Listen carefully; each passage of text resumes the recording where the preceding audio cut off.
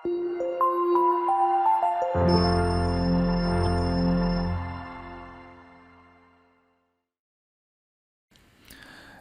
ಸ್ನೇಹಿತರೆ, ಅಮೋಘ ವರ್ಷ ಕೋಚಿಂಗ್ ಸೆಂಟರ್ ಯೂಟ್ಯೂಬ್ ಚಾನಲ್ಗೆ ನಿಮಗೆಲ್ಲ ಸ್ವಾಗತ. ನವೆಂಬರ್ ತಿಂಗಳಲ್ಲಿ ಡಿಸ್ಕಸ್ ಮಾಡಲಾದಂತಹ ಪ್ರಮುಖ ಪ್ರಚಲಿತ ಘಟನೆಗಳ ಟಾಪಿಕ್ಸ್ಗಳನ್ನು ರಿವಿಷನ್ ಮಾಡ್ತಾ ಇದ್ದೇವೆ.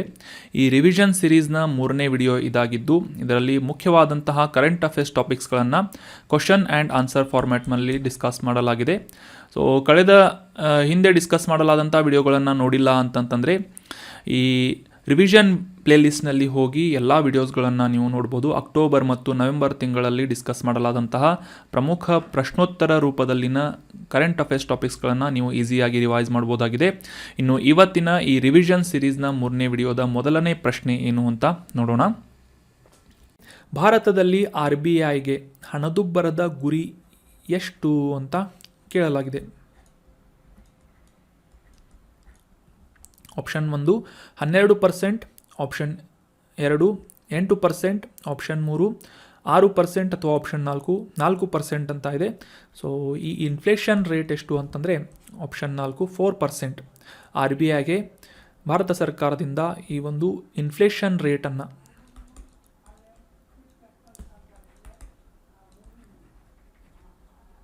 ಇನ್ಫ್ಲೇಷನ್ ರೇಟನ್ನು 4%ಗೆ ನಿಗದಿಪಡಿಸಲಾಗಿದೆ. ಇತ್ತೀಚೆಗೆ ಈ ಒಂದು ರಿಟೇಲ್ ಇನ್ಫ್ಲೇಷನ್ ಏನಿದೆ, ರಿಟೇಲ್ ಅಥವಾ ಈ ಚಿಲ್ಲರೆ ಹಣದುಬ್ಬರ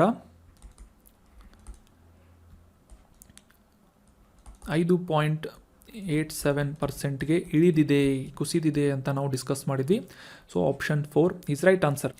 ಪ್ರಸಿದ್ಧ ಈ ನೆಹರು ಟ್ರೋಫಿ ಬೋಟ್ ರೇಸನ್ನು ಈ ಕೆಳಗಿನ ಯಾವ ಸರೋವರದಲ್ಲಿ ವಾರ್ಷಿಕವಾಗಿ ಆಯೋಜಿಸಲಾಗುತ್ತೆ ಅಂತ ಪ್ರಶ್ನೆಯನ್ನು ಕೇಳಲಾಗಿತ್ತು.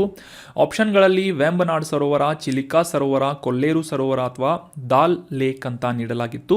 ಸೊ ಹಿಂಟನ್ನು ಕೂಡ ನೀಡಿದ್ದೆ ಕೇರಳದಲ್ಲಿ ಅಂತ. ಸೊ ಕೇರಳದಲ್ಲಿರುವಂತಹ ಸರೋವರ ಯಾವುದು ಅಂತ ನಿಮಗೇನಾದರೂ ಗೊತ್ತಿದ್ರೆ ಈ 4 ಆಪ್ಷನ್ಗಳಲ್ಲಿ ಕರೆಕ್ಟ್ ಆದಂಥ ಆನ್ಸರನ್ನು ಈಸಿಯಾಗಿ ಗೆಸ್ ಮಾಡ್ಬೋದಾಗಿತ್ತು. ಸೊ ಸರಿಯಾದ ಉತ್ತರ ಏನು ಅಂತಂದರೆ ಆಪ್ಷನ್ 1 ವೆಂಬನಾಡ್ ಸರೋವರದಲ್ಲಿ ಈ ನೆಹರು ಟ್ರೋಫಿ ಬೋಟ್ ರೇಸನ್ನು ವಾರ್ಷಿಕವಾಗಿ ಈ ಒಂದು ಇಮೇಜ್ನಲ್ಲಿ ಕಾಣ್ತಾ ಇರುವಂತಹ ಹಾವು ದೋಣಿಗಳು ಅಥವಾ ಸ್ನೇಕ್ ಬೋಟ್ಸ್ ಅಂತ ಇನ್ನು ಕರೀತಾರೆ. ಸೊ ಈ ರೀತಿಯಾದಂತಹ ದೋಣಿಗಳ ಮೂಲಕ ಈ ರೇಸನ್ನು ಆಯೋಜನೆ ಮಾಡಲಾಗುತ್ತೆ. ಅದೇ ರೀತಿಯಾಗಿ ಈ ಸರೋವರಗಳು ಯಾವ ಯಾವ ರಾಜ್ಯದಲ್ಲಿದ್ದಾವೆ ಅಂತ ಉಳಿದ ಸರೋವರಗಳ ಬಗ್ಗೆ ತಿಳ್ಕೊಳ್ಳೋದಾದರೆ ಚಿಲಿಕಾ ಸರೋವರ ಇದು ಆಂಧ್ರ ಪ್ರದೇಶದಲ್ಲಿ ಇರುವಂತಹ ಒಂದು ಸರೋವರ. ಕೊಲ್ಲೇರು ಸರೋವರ ಇದು ಒಡಿಶಾದಲ್ಲಿದೆ.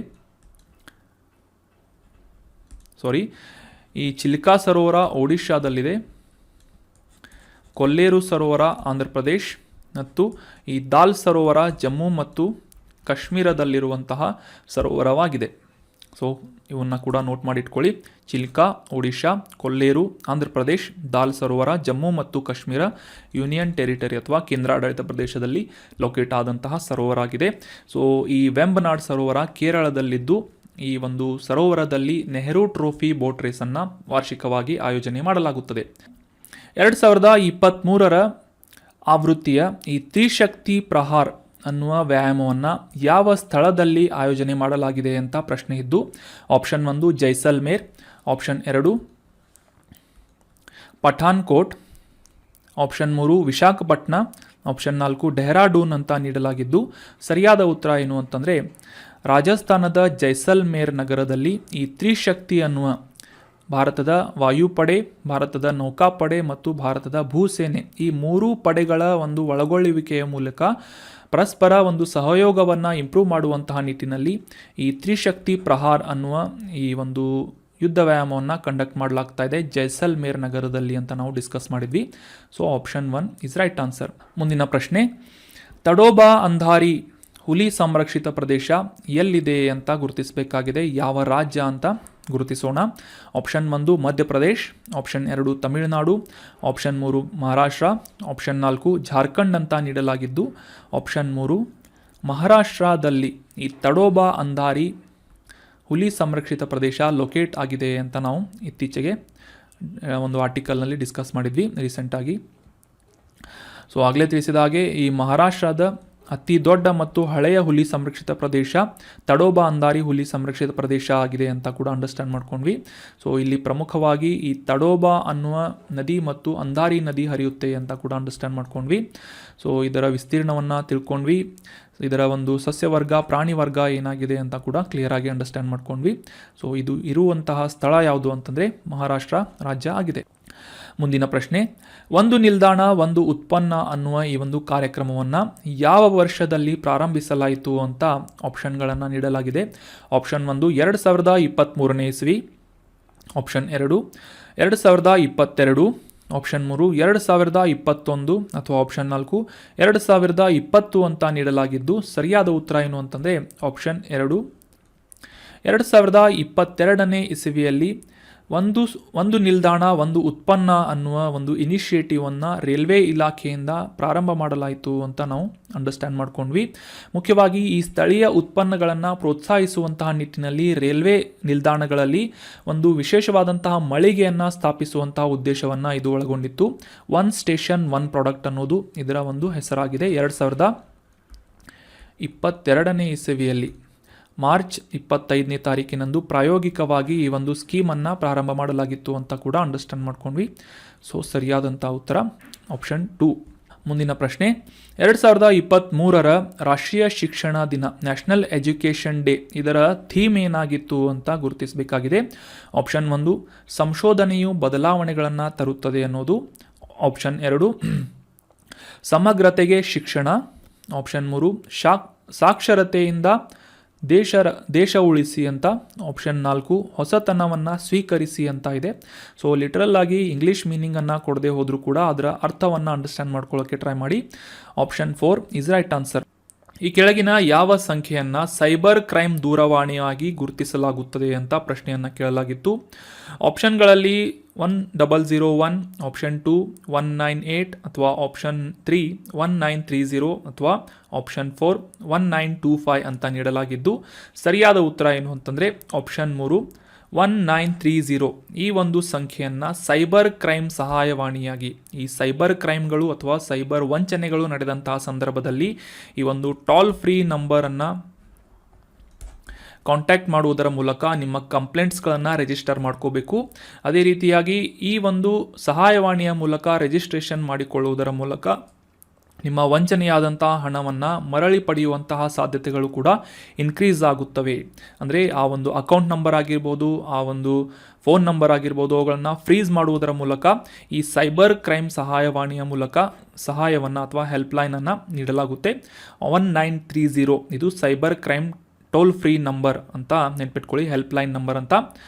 ಏಷ್ಯನ್ ಡೆವಲಪ್ಮೆಂಟ್ ಬ್ಯಾಂಕ್ ADB ಇದರ ಪ್ರಧಾನ ಕಚೇರಿ ಎಲ್ಲಿದೆ ಅಂತ ಪ್ರಶ್ನೆ ಇದ್ದು ಆಪ್ಷನ್ಗಳಲ್ಲಿ ಚೀನಾ, ಭಾರತ, ಇಂಡೋನೇಷ್ಯಾ ಅಥವಾ ಫಿಲಿಪೈನ್ಸ್ ಅಂತ ನೀಡಲಾಗಿದ್ದು ಸರಿಯಾದ ಉತ್ತರ ಏನು ಅಂತ ನೋಡೋದಾದರೆ ಆಪ್ಷನ್ 4 ಫಿಲಿಪೈನ್ಸ್ ದೇಶದ ಮೆನಿಲಾ ಅನ್ನುವ ನಗರದಲ್ಲಿ ಈ ಏಷ್ಯನ್ ಡೆವಲಪ್ಮೆಂಟ್ ಬ್ಯಾಂಕ್ನ ಹೆಡ್ ಕ್ವಾರ್ಟರ್ ಲೊಕೇಟ್ ಆಗಿದೆ ಅಂತ ನಾವು ಅಂಡರ್ಸ್ಟ್ಯಾಂಡ್ ಮಾಡ್ಕೊಂಡ್ವಿ. ಫಿಲಿಪೈನ್ಸ್ ದೇಶದ Manila. So Asian development bank ಬಗ್ಗೆ ಕೂಡ ಸಾಕಷ್ಟು ಪ್ರಮುಖ ಮಾಹಿತಿಗಳನ್ನು ಈ ಒಂದು ಆರ್ಟಿಕಲ್ನಲ್ಲಿ ಡಿಸ್ಕಸ್ ಮಾಡಿದ್ವಿ. So option 4 Philippines is right answer. ಮುಂದಿನ ರಿವಿಷನ್ ಪ್ರಶ್ನೆ, ಇತ್ತೀಚೆಗೆ ಸುದ್ದಿಯಲ್ಲಿದ್ದಂತಹ ಈ ವಧ್ವನ್ ಪೋರ್ಟ್ ಎಲ್ಲಿದೆ ಅಂತ ಪ್ರಶ್ನೆ ಇದ್ದು ಆಪ್ಷನ್ 1 ಪಶ್ಚಿಮ ಬಂಗಾಳ, ಆಪ್ಷನ್ 2 ಒಡಿಶಾ, ಆಪ್ಷನ್ 3 ಮಹಾರಾಷ್ಟ್ರ ಅಥವಾ ಆಪ್ಷನ್ 4 ಕೇರಳ ಅಂತ ನೀಡಲಾಗಿದ್ದು ಸರಿಯಾದ ಉತ್ತರ ಏನು ಅಂತಂದರೆ ಆಪ್ಷನ್ 3 ಮಹಾರಾಷ್ಟ್ರ ರಾಜ್ಯದಲ್ಲಿ ಈ ವಧ್ವನ್ ಬಂದರು ಲೊಕೇಟ್ ಆಗಿದೆ ಅಂತ ನಾವು ಅಂಡರ್ಸ್ಟ್ಯಾಂಡ್ ಮಾಡ್ಕೊಂಡ್ವಿ. ಸೊ ಇತ್ತೀಚೆಗೆ ಈ ವಧ್ವನ್ ಬಂದರನ್ನು ಡೆವಲಪ್ ಮಾಡುವಂತಹ ನಿಟ್ಟಿನಲ್ಲಿ ಸುಮಾರು 76,000 ಕೋಟಿ ರೂಪಾಯಿ ವೆಚ್ಚದ ಒಂದು ನಿರ್ಮಾಣ ಪ್ರಕ್ರಿಯೆಯನ್ನು ನಡೆಸಲಾಗ್ತಾ ಇದೆ ಅಂತ ನಾವು ಅಂಡರ್ಸ್ಟ್ಯಾಂಡ್ ಮಾಡ್ಕೊಂಡ್ವಿ. ಈ ಕಂಟೇನರ್ ಪೋರ್ಟ್ ಆಗಿ ಸುಮಾರು ಈ ಒಂದು ಮೇಲೆ ತಿಳಿಸಲಾದಂತಹ ವೆಚ್ಚದಲ್ಲಿ ಈ ಒಂದು ಪೋರ್ಟನ್ನು ಡೆವಲಪ್ ಮಾಡಲಾಗ್ತಾ ಇದೆ ಅಂತ ಕೂಡ ಕ್ಲಿಯರ್ ಆಗಿ ಅಂಡರ್ಸ್ಟ್ಯಾಂಡ್ ಮಾಡ್ಕೊಂಡ್ವಿ. So Maharashtra is right answer. ಮುಂದಿನ ಪ್ರಶ್ನೆ, ಕರ್ನಾಟಕದ ಈ ಕೆಳಗಿನ ಯಾವ ಜಿಲ್ಲೆಯಲ್ಲಿ ಕಾಳಿ ಹುಲಿ ಸಂರಕ್ಷಿತ ಪ್ರದೇಶ ಲೊಕೇಟ್ ಆಗಿದೆ ಅಂತ ಗುರುತಿಸಬೇಕಾಗಿದ್ದು ಆಪ್ಷನ್ 1 ಶಿವಮೊಗ್ಗ ಜಿಲ್ಲೆ, ಆಪ್ಷನ್ 2 ಉತ್ತರ ಕನ್ನಡ ಜಿಲ್ಲೆ, ಆಪ್ಷನ್ 3 ಚಿಕ್ಕಮಗಳೂರು ಜಿಲ್ಲೆ ಅಥವಾ ಆಪ್ಷನ್ 4 ಕೊಡಗು ಜಿಲ್ಲೆ ಅಂತ ನೀಡಲಾಗಿದ್ದು ಸರಿಯಾದ ಉತ್ತರ ಏನು ಅಂತಂದರೆ ನಮ್ಮ ಕರ್ನಾಟಕದ ಉತ್ತರ ಕನ್ನಡ ಜಿಲ್ಲೆಯಲ್ಲಿ ಈ ಕಾಳಿ ಹುಲಿ ಸಂರಕ್ಷಿತ ಪ್ರದೇಶ ಲೊಕೇಟ್ ಆಗಿದೆ? So option 2 is right answer. ಮುಂದಿನ ರಿವಿಷನ್ ಪ್ರಶ್ನೆ, 2023 ಭುವನ ಸುಂದರಿ ಪ್ರಶಸ್ತಿಯನ್ನು ಪಡೆದುಕೊಂಡಂತಹ ಕಿರೀಟವನ್ನು ಹೊಂದಿದಂತಹ ಶೆನೀಸ್ ಪಲಾಸಿಯಸ್ ಅವರು ಈ ಕೆಳಗಿನ ಯಾವ ದೇಶಕ್ಕೆ ಸೇರಿದಂತಹ ವ್ಯಕ್ತಿಯಾಗಿದ್ದಾರೆ ಅಂತ ಪ್ರಶ್ನೆ ಇದೆ. ಮಿಸ್ ಯೂನಿವರ್ಸ್ ಪ್ರಶಸ್ತಿಯನ್ನು ಪಡೆದುಕೊಂಡಿದ್ದಾರೆ. Option A Cambodia, option B Mexico, option C Congo, option D Nicaragua ಅಂತ ಇದ್ದು ಸೆಂಟ್ರಲ್ ಅಮೆರಿಕಾ ದೇಶದ ನಿಕಾರ್ಗುವಾ ರಾಷ್ಟ್ರಕ್ಕೆ ಈ ಶೆನೀಸ್ ಪಾಲಾಸಿಯಸ್ ಅವರು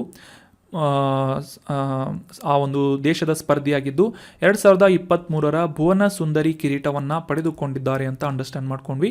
so option D Nicaragua is right answer. ಮುಂದಿನ ಪ್ರಶ್ನೆ, ಈ ಕೆಳಗಿನ ಯಾವ ವರ್ಷದವರೆಗೆ ಭಾರತವು 5 ಟ್ರಿಲಿಯನ್ ಆರ್ಥಿಕತೆಯನ್ನು ಸಾಧಿಸುವಂತಹ ಗುರಿಯನ್ನು ಹೊಂದಿದೆ ಅಂತ ಗುರುತಿಸಬೇಕಾಗಿದೆ.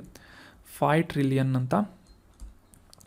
ಆಪ್ಷನ್ 1 2025, ಆಪ್ಷನ್ 2 2026, ಆಪ್ಷನ್ 3 2028 ಅಥವಾ ಆಪ್ಷನ್ 4 2030 ಅಂತ ನೀಡಲಾಗಿದ್ದು ಸರಿಯಾದ ಉತ್ತರ ಆಪ್ಷನ್ 1 2025 ವೇಳೆಗೆ 5 ಟ್ರಿಲಿಯನ್ ಆರ್ಥಿಕತೆಯನ್ನು ತಲುಪುವಂತಹ ಒಂದು ಗುರಿಯನ್ನು ಭಾರತ ಸರ್ಕಾರ ಹೊಂದಿದ್ದು ಈ ನಿಟ್ಟಿನಲ್ಲಿ ಸಾಕಷ್ಟು ಅಭಿವೃದ್ಧಿ ಕಾರ್ಯಗಳನ್ನು ಕೂಡ ನಡೆಸ್ತಾ ಇದೆ ಅಂತ ನಾವು ಅಂಡರ್ಸ್ಟ್ಯಾಂಡ್ ಮಾಡ್ಕೊಂಡ್ವಿ. So option 1 is right answer. ಭಾರತದ ಈ ಕೆಳಗಿನ ಯಾವ ರಾಜ್ಯವು ಅತಿ ದೊಡ್ಡ ಮ್ಯಾಂಗ್ರೋ ಅರಣ್ಯವನ್ನು ಹೊಂದಿದೆ ಅಂತ ಪ್ರಶ್ನೆಯನ್ನು ಕೇಳಲಾಗಿತ್ತು. ಆಪ್ಷನ್ಗಳಲ್ಲಿ ಪಶ್ಚಿಮ ಬಂಗಾಳ, ಗುಜರಾತ್, ತಮಿಳುನಾಡು ಅಥವಾ ಮಹಾರಾಷ್ಟ್ರ ಅಂತ ನೀಡಲಾಗಿದ್ದು ಸರಿಯಾದ ಉತ್ತರ ಏನು ಅಂತಂದರೆ ಆಪ್ಷನ್ 1 ಪಶ್ಚಿಮ ಬಂಗಾಳದಲ್ಲಿ ಭಾರತದಲ್ಲಿ ಅತಿ ಹೆಚ್ಚು ಈ ಮ್ಯಾಂಗ್ರೋ ಕಾಡುಗಳನ್ನು ಅಥವಾ ಮ್ಯಾಂಗ್ರೋ ಗಿಡಗಳನ್ನು ನಾವು ಕಾಣಬಹುದಾಗಿದೆ. Option 1 is right answer. ಈ ಸಕ್ರಿಯ ಜ್ವಾಲಾಮುಖಿ ಪರ್ವತವಾದಂತಹ ಮೌಂಟ್ ಎಟ್ನಾ ಈ ಕೆಳಗಿನ ಯುರೋಪಿನ ಯಾವ ದೇಶದಲ್ಲಿದೆ ಅಂತ ಪ್ರಶ್ನೆ ಇದ್ದು option 1 Germany, option 2 Poland, option 3 Italy ಅಥವಾ ಆಪ್ಷನ್ 4 ನಾರ್ವೆ ಅಂತ ನೀಡಲಾಗಿದ್ದು ಸರಿಯಾದ ಉತ್ತರ ಆಪ್ಷನ್ 3 ಇಟಲಿ ದೇಶದ ಈ ಸಿಸಿಲಿ ಅನ್ನುವ ಪ್ರದೇಶದಲ್ಲಿ ಸಕ್ರಿಯ ಜ್ವಾಲಾಮುಖಿಯಾದಂತಹ ಮೌಂಟ್ ಎಟ್ನಾ ಲೊಕೇಟ್ ಆಗಿದೆ ಅಂತ ನಾವು ಅಂಡರ್ಸ್ಟ್ಯಾಂಡ್ ಮಾಡ್ಕೊಂಡ್ವಿ. ಸೊ ಇಟಲಿ ದೇಶದ ದಕ್ಷಿಣ ಭಾಗದಲ್ಲಿರುವಂತಹ ಸಿಸಿಲಿ ಪ್ರದೇಶದಲ್ಲಿ ಈ ಮೌಂಟ್ ಎಟ್ನಾ ಲೊಕೇಟ್ ಆಗಿದೆ. ಇದು ಸಕ್ರಿಯವಾದಂತಹ ಒಂದು ಜ್ವಾಲಾಮುಖಿಯಾಗಿದೆ ಅಂತ ಯುರೋಪಿನಲ್ಲಿ ಪ್ರಖ್ಯಾತಿಯನ್ನು ಪಡೆದುಕೊಂಡಿದೆ. So Italy is right answer. ಮುಂದಿನ ಪ್ರಶ್ನೆ, ರೆಡ್ ಸ್ಯಾಂಡರ್ಸ್ ಅಥವಾ ರಕ್ತಚಂದನ ಈ ಕೆಳಗಿನ ಭಾರತದ ಯಾವ ಭಾಗದಲ್ಲಿ ಹೆಚ್ಚಾಗಿ ಬೆಳೆಯುತ್ತದೆ ಅಂತ ಪ್ರಶ್ನೆ ಇದ್ದು ಆಪ್ಷನ್ 1 ಹಿಮಾಲಯ ಪರ್ವತಗಳು, ಆಪ್ಷನ್ 2 ಡೆಕ್ಕನ್ ಪ್ರಸ್ಥಭೂಮಿ, ಆಪ್ಷನ್ 3 ಪಶ್ಚಿಮ ಘಟ್ಟಗಳು ಅಥವಾ ಆಪ್ಷನ್ 4 ಪೂರ್ವ ಘಟ್ಟಗಳು ಅಂತ ನೀಡಲಾಗಿದ್ದು ಸರಿಯಾದ ಉತ್ತರ ಆಪ್ಷನ್ 4 ಪೂರ್ವ ಘಟ್ಟ ಪ್ರದೇಶಗಳಲ್ಲಿ. ಅದರಲ್ಲೂ ಈ ಆಂಧ್ರ ಪ್ರದೇಶದಲ್ಲಿ ಅತಿ ಹೆಚ್ಚಾಗಿ ಈ ರೆಡ್ ಸ್ಯಾಂಡರ್ಸ್ ಅಥವಾ ರಕ್ತಚಂದನ ಈ ಒಂದು ಸಸ್ಯ ಅಳಿವಿನಂಚಿನಲ್ಲಿರುವಂತಹ ಸಸ್ಯಗಳ ಪ್ರಭೇದಗಳು ಬೆಳೆಯುತ್ತವೆ ಅಂತ ನಾವು ಅಂಡರ್ಸ್ಟ್ಯಾಂಡ್ ಮಾಡ್ಕೊಂಡ್ವಿ. ಸೊ ಸರಿಯಾದಂಥ ಆನ್ಸರ್ ಏನು ಅಂತಂದರೆ red sanders is predominantly grows in eastern Ghats ಅಂತ ನಾವು ಅಂಡರ್ಸ್ಟ್ಯಾಂಡ್ ಮಾಡ್ಕೋಬೇಕು. ಮುಂದಿನ ರಿವಿಷನ್ ಪ್ರಶ್ನೆ, ಭಾರತೀಯ ನೌಕಾಪಡೆಯು ಈ ಕೆಳಗಿನ ಯಾವ ದೇಶದೊಂದಿಗೆ ಬೊಂಗೋ ಸಾಗರ್ ಅನ್ನುವ ಯುದ್ಧ ವ್ಯಾಯಾಮವನ್ನು ನಡೆಸ್ತಾ ಇದೆ ಅಂತ ಪ್ರಶ್ನೆ ಇದೆ. Option 1 Myanmar, option 2 Thailand, option 3 Bangladesh ಅಥವಾ ಆಪ್ಷನ್ 4 ಶ್ರೀಲಂಕಾ ಅಂತ ನೀಡಲಾಗಿದ್ದು ಸರಿಯಾದ ಉತ್ತರ ಆಪ್ಷನ್ 3 ಬಾಂಗ್ಲಾದೇಶ ಮತ್ತು ಭಾರತದ ನೌಕಾಪಡೆಗಳ ನಡುವೆ ಈ ಬೊಂಗೋ ಸಾಗರ್ ಅನ್ನುವ ಯುದ್ಧ ವ್ಯಾಯಾಮವನ್ನು ನಡೆಸಲಾಗ್ತಾ ಇದೆ. ಮುಖ್ಯವಾಗಿ ಈ ಕಾರ್ಪೆಟ್ ಮತ್ತು ಬೊಂಗೋ ಸಾಗರ್ ವ್ಯಾಯಾಮವನ್ನು ನಡೆಸಲಾಗ್ತಾ ಇದೆ ಈ ಬಂಗಾಳ ಕೊಲ್ಲಿಯಲ್ಲಿ ಅಂತ ನಾವು ಅಂಡರ್ಸ್ಟ್ಯಾಂಡ್ ಮಾಡ್ಕೊಂಡ್ವಿ. ಇದು 4ನೇ ಆವೃತ್ತಿಯ ಬೊಂಗೋ ಸಾಗರ್ ವ್ಯಾಯಾಮವನ್ನು ನಡೆಸಲಾಗ್ತಾ ಇದೆ ಅಂತ ಕೂಡ ಅಂಡರ್ಸ್ಟ್ಯಾಂಡ್ ಮಾಡ್ಕೊಂಡ್ವಿ. So option 3 Bangladesh is right answer. ಮುಂದಿನ ರಿವಿಷನ್ ಪ್ರಶ್ನೆ, ಪ್ರಸ್ತುತ ಭಾರತದ ಕಂಟ್ರೋಲರ್ ಆ್ಯಂಡ್ ಆಡಿಟರ್ ಜನರಲ್ ಯಾರು? Controller and auditor general of India ಯಾರು ಅಂತ ಗುರುತಿಸಬೇಕಾಗಿದೆ. CAG ಅಂತ ಕೂಡ ಇವರನ್ನ ಕರೀತಾರೆ. ಆಪ್ಷನ್ 1 ರಾಜೀವ್ ಮಹರ್ಷಿ, option 2 Girish Chandra Murmu, option 3 Vinod Rai, option 4 Shashikant Sharma ಅಂತ ಇದೆ. ಸೊ ಸರಿಯಾದ ಉತ್ತರ ಏನು ಅಂತಂದರೆ ಆಪ್ಷನ್ 2 ಗಿರೀಶ್ ಚಂದ್ರ ಮುರ್ಮು ಅವರು ಪ್ರಸ್ತುತ ಭಾರತದ CAG ಆಗಿ ಕಾರ್ಯವನ್ನು ನಿರ್ವಹಿಸ್ತಾ ಇದ್ದಾರೆ.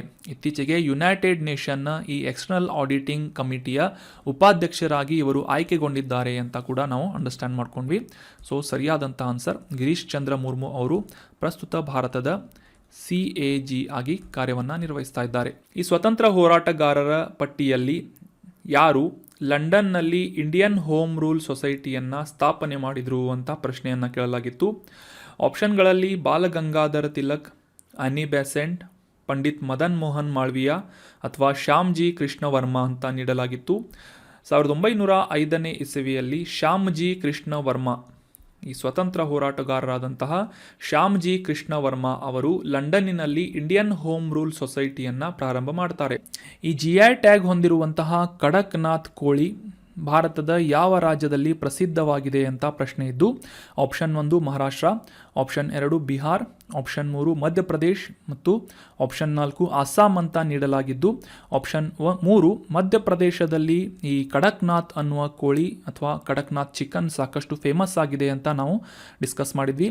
ಮಧ್ಯಪ್ರದೇಶದ ಈ ಜಬುವಾ ಅನ್ನುವ ಜಿಲ್ಲೆಯಲ್ಲಿ ಹೆಸರಾದಂತಹ ಮತ್ತು ಈ ಭೌಗೋಳಿಕ ಸೂಚಕ ಅಂದರೆ GI ಟ್ಯಾಗನ್ನು ಪಡೆದುಕೊಂಡಂತಹ ಒಂದು ಚಿಕನ್ ಯಾವುದು ಅಂತಂದರೆ ಕಡಕ್ನಾಥ್ ಚಿಕನ್. ಇದನ್ನು ಕಾಳಿ ಮಾಸಿ ಅಂತ ಕೂಡ ಕರೆಯಲಾಗುತ್ತೆ. ಸಾಕಷ್ಟು ಪೋಷಕಾಂಶಗಳನ್ನು, ಅದರಲ್ಲೂ ಮುಖ್ಯವಾಗಿ ಕಬ್ಬಿಣದ ಅಂಶವನ್ನು ಹೆಚ್ಚಾಗಿ ಹೊಂದಿರುವಂತಹ ಈ ಕಡಕ್ನಾಥ್ ಚಿಕನ್ನ ಬೆಲೆ ಹೆಚ್ಚಾಗ್ತಾ ಇದೆ ಅಂತ ಕೂಡ ನಾವು ಡಿಸ್ಕಸ್ ಮಾಡಿದ್ವಿ. ಇದರ ಬೆಲೆ ಎಷ್ಟು ಅಂತಂದರೆ ಸುಮಾರು 900ರಿಂದ 1000 ರೂಪಾಯಿಗಳು ಪ್ರತಿ ಕೆಜಿಗೆ ಇದರ ಬೆಲೆಯಾಗಿದೆ. ಇದು ಅಪ್ರಾಕ್ಸಿಮೇಟ್ ರೇಟ್ ಆಗಿದೆ. ಸೊ ಮಧ್ಯಪ್ರದೇಶದಲ್ಲಿ ಈ GI ಟ್ಯಾಗನ್ನು ಹೊಂದಿದಂತಹ ಕಡಕ್ನಾಥ್ ಕೋಳಿಯನ್ನು ಪ್ರಸಿದ್ಧವಾಗಿ ನಾವು ಗುರುತಿಸಬಹುದಾಗಿದೆ.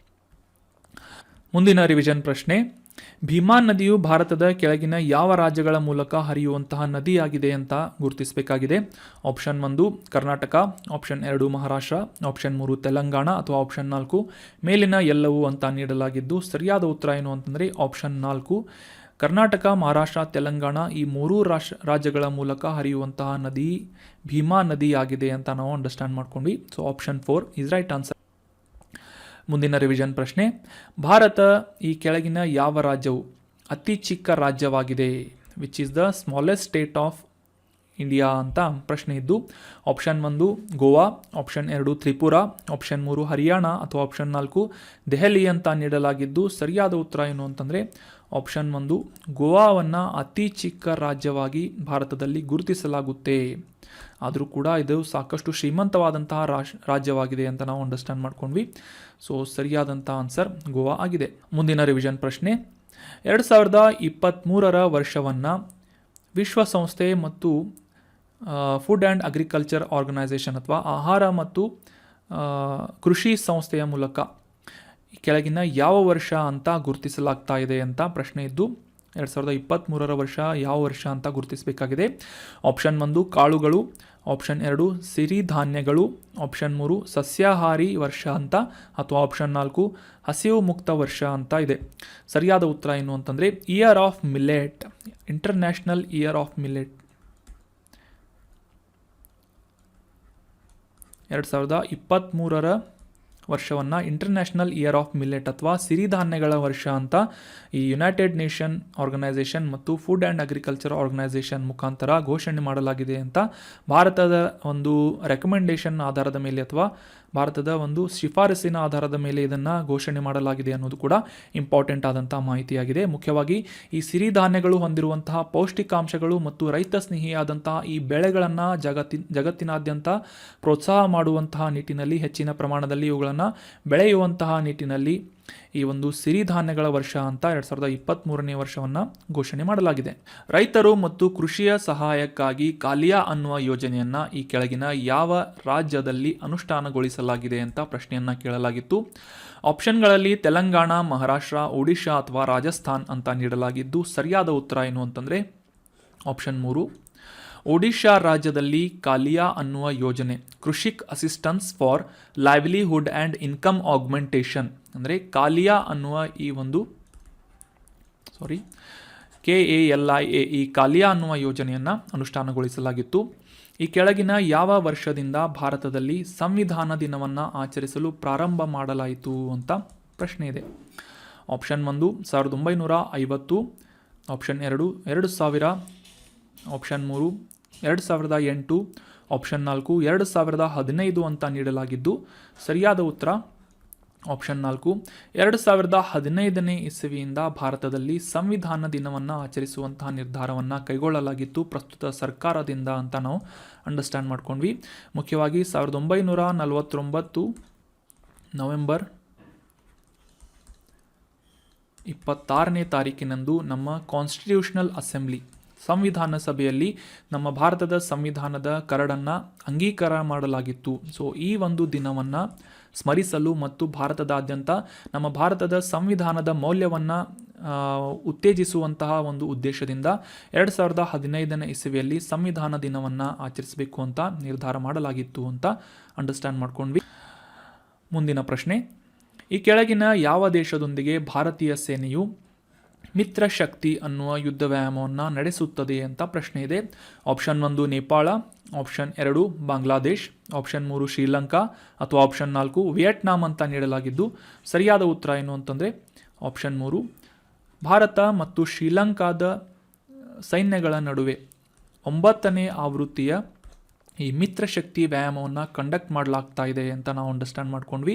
ಇದೇ ಮೊದಲ ಬಾರಿಗೆ ಭಾರತ ಮತ್ತು ಶ್ರೀಲಂಕಾದ ವಾಯುಪಡೆಗಳು ಕೂಡ ಈ ಮಿತ್ರ ಶಕ್ತಿ ಅನ್ನುವ ಯುದ್ಧ ವ್ಯಾಯಾಮದಲ್ಲಿ ಭಾಗವಹಿಸ್ತಾ ಇವೆ. ಸಾಕಷ್ಟು ರೀತಿಯಾದಂತಹ ಹೆಲಿಕಾಪ್ಟರ್ಗಳು, ಡ್ರೋನ್ಸ್ಗಳು ಮತ್ತು ಅನ್ಮ್ಯಾನ್ಡ್ ಏರಿಯಲ್ ವೆಹಿಕಲ್ಸ್ಗಳನ್ನು ಇದರಲ್ಲಿ ಡೆವಲಪ್ ಬಳಸಲಾಗ್ತಾ ಇದೆ ಅಂತ ಕೂಡ ಅಂಡರ್ಸ್ಟ್ಯಾಂಡ್ ಮಾಡ್ಕೊಂಡ್ವಿ.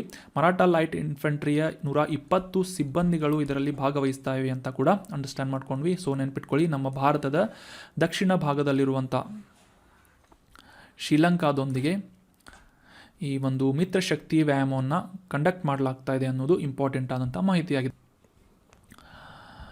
ಮುಂದಿನ ರಿವಿಷನ್ ಪ್ರಶ್ನೆ, ಬೊಲಿವಿಯಾ ದೇಶ ತನ್ನ ಕರಾವಳಿಯ ಗಡಿಯನ್ನು ಈ ಕೆಳಗಿನ ಯಾವ ಜಲಮೂಲದೊಂದಿಗೆ ಹಂಚಿಕೊಳ್ಳುತ್ತದೆ ಅಂತ ಪ್ರಶ್ನೆ ಇದೆ. ಆಪ್ಷನ್ 1 ಅಟ್ಲಾಂಟಿಕ್ ಮಹಾಸಾಗರ, ಆಪ್ಷನ್ 2 ಕೆರಿಬಿಯನ್ ಸಮುದ್ರ, ಆಪ್ಷನ್ 3 ಪೆಸಿಫಿಕ್ ಮಹಾಸಾಗರ ಅಥವಾ ಆಪ್ಷನ್ 4 ಮೇಲಿನ ಯಾವುದೂ ಅಲ್ಲ ಅಂತ ಇದ್ದು ಸರಿಯಾದ ಉತ್ತರ ಏನು ಅಂತಂದರೆ ಬೊಲಿವಿಯಾ ದೇಶ ಒಂದು ಭೂವೇಷ್ಟಿತವಾದಂಥ ಅಂದರೆ ಲ್ಯಾಂಡ್ ಲಾಕ್ಡ್ ಕಂಟ್ರಿ ಅಂತ ನಾವು ಅಂಡರ್ಸ್ಟ್ಯಾಂಡ್ ಮಾಡ್ಕೊಂಡು ಲ್ಯಾಂಡ್ ಲಾಕ್ಡ್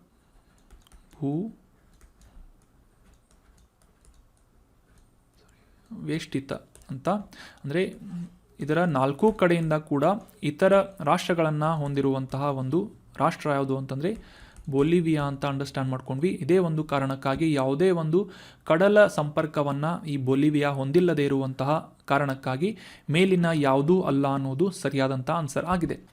ಮುಂದಿನ ಪ್ರಶ್ನೆ, ಈ ಕೆಳಗಿನ ಯಾವ ದೇಶವು ತನ್ನದೇ ಆದ ಬಾಹ್ಯಾಕಾಶ ನಿಲ್ದಾಣವನ್ನು ಹೊಂದಿಲ್ಲ ಅಂತ ಪ್ರಶ್ನೆ ಇದೆ. ಸ್ಪೇಸ್ ಸ್ಟೇಷನ್ ಅಂತ ಕರೆಯಲಾಗುತ್ತೆ. Option 1 Bharat, option 2 USA, option 3 Russia ಅಥವಾ ಆಪ್ಷನ್ 4 ಚೀನಾ ಅಂತ ನೀಡಲಾಗಿದ್ದು ಸರಿಯಾದ ಉತ್ತರ ಏನು ಅಂತಂದರೆ ಆಪ್ಷನ್ 1 ಭಾರತವನ್ನು ಹೊರತುಪಡಿಸಿ ಉಳಿದಂತಹ ರಷ್ಯಾ, USA ಮತ್ತು ಚೀನಾ ಈ 3 ರಾಷ್ಟ್ರಗಳು ಕೂಡ ತಮ್ಮದೇ ಆದಂತಹ ಸ್ಪೇಸ್ ಸ್ಟೇಷನನ್ನು ಅಥವಾ ಬಾಹ್ಯಾಕಾಶ ನಿಲ್ದಾಣವನ್ನು ಹೊಂದಿವೆ. ಭಾರತವು ಕೂಡ 2030ನೇ ಇಸವಿಯವರೆಗೆ ತನ್ನದೇ ಆದಂತಹ ಬಾಹ್ಯಾಕಾಶ ನಿಲ್ದಾಣವನ್ನು ಹೊಂದಲಿದೆ ಅಂತ ಕೂಡ ಅಂಡರ್ಸ್ಟ್ಯಾಂಡ್ ಮಾಡ್ಕೊಂಡ್ವಿ. So option 1 is right answer. ಮುಂದಿನ ರಿವಿಷನ್ ಪ್ರಶ್ನೆ, ಭಾರತದಲ್ಲಿ ಈ ಕೆಳಗಿನ ಯಾವ ನಗರವನ್ನು ವೇದಿಕ್ ನಗರ ಅಥವಾ ವೇದ ನಗರ ಅಂತ ಗುರುತಿಸಲಾಗ್ತಾ ಇದೆ, ಅಭಿವೃದ್ಧಿಪಡಿಸಲಾಗ್ತಾ ಇದೆ ಅಂತ ಪ್ರಶ್ನೆ ಇದ್ದು option 1 Varanasi, option 2 Mathura, option 3 Ujjain ಅಥವಾ ಆಪ್ಷನ್ 4 ಅಯೋಧ್ಯೆ ಅಂತ ನೀಡಲಾಗಿದೆ. ಸರಿಯಾದ ಉತ್ತರ ಏನು ಅಂತಂದರೆ ಆಪ್ಷನ್ 4 ಅಯೋಧ್ಯೆಯನ್ನು ಭಾರತದಲ್ಲಿ ಮೊದಲ ವೇದಿಕ್ ನಗರವಾಗಿ ಯಾವುದೇ ರೀತಿಯಾದಂತಹ ಮಾಲಿನ್ಯ ಮುಕ್ತವಾದಂತಹ ಒಂದು ನಗರವಾಗಿ ಡೆವಲಪ್ ಮಾಡುವಂತಹ ಇನ್ಫ್ರಾಸ್ಟ್ರಕ್ಚರ್ ಅಥವಾ ಅಲ್ಲಿನ ಮೂಲ ಸೌಕರ್ಯಗಳನ್ನು ಅಭಿವೃದ್ಧಿಪಡಿಸುವಂತಹ ನಿರ್ಧಾರವನ್ನು ಕೈಗೊಳ್ಳಲಾಗಿದೆ. ಸಾಕಷ್ಟು ತಂತ್ರಜ್ಞಾನವನ್ನು, ಅದರಲ್ಲೂ ಮುಖ್ಯವಾಗಿ ಆರ್ಟಿಫಿಷಿಯಲ್ ಇಂಟೆಲಿಜೆನ್ಸ್ ತಂತ್ರಜ್ಞಾನವನ್ನು ಬಳಸಿಕೊಂಡು ಈ ರೀತಿಯಾದಂತಹ ಒಂದು ಸುಸ್ಥಿರ ಅಭಿವೃದ್ಧಿಗೆ ಸಂಬಂಧಪಟ್ಟಂತಹ ಒಂದು ನಗರವನ್ನು ನಿರ್ಮಾಣ ಮಾಡಲಾಗ್ತಾ ಇದೆ ಅಂತ ಅಂಡರ್ಸ್ಟ್ಯಾಂಡ್ ಮಾಡ್ಕೊಂಡ್ವಿ. So Ayodhya is first Vedic city of India. So that was all about today's revision session. ಈಗ ಡಿಸ್ಕಸ್ ಮಾಡಲಾದಂತಹ ಎಲ್ಲ ಪ್ರಮುಖವಾದಂತಹ ಕರೆಂಟ್ ಅಫೇರ್ಸ್ ಟಾಪಿಕ್ಸ್ಗಳನ್ನು ನೋಟ್ಸ್ ರೂಪದಲ್ಲಿ ಡೌನ್ಲೋಡ್ ಮಾಡ್ಕೋಬೇಕು ಅಂತಂದರೆ ಅಮೋಘ ವರ್ಷ IAS KS ಅಕಾಡೆಮಿಯ ಟೆಲಿಗ್ರಾಮ್ ಚಾನಲನ್ನು ಸಬ್ಸ್ಕ್ರೈಬ್ ಮಾಡಿ. ನವೆಂಬರ್ ತಿಂಗಳಲ್ಲಿ ಡಿಸ್ಕಸ್ ಮಾಡಿದಂತಹ ಎಲ್ಲ ಪ್ರಮುಖ ಕರೆಂಟ್ ಅಫೇರ್ಸ್ ಟಾಪಿಕ್ಸ್ಗಳನ್ನು PDF ನೋಟ್ಸ್ ರೂಪದಲ್ಲಿ ಡೌನ್ಲೋಡ್ ಮಾಡಿಕೊಂಡು ನೀವು ರಿವೈಸ್ ಮಾಡಬಹುದಾಗಿದೆ. Thank you so much for joining the discussion. Have an awesome day.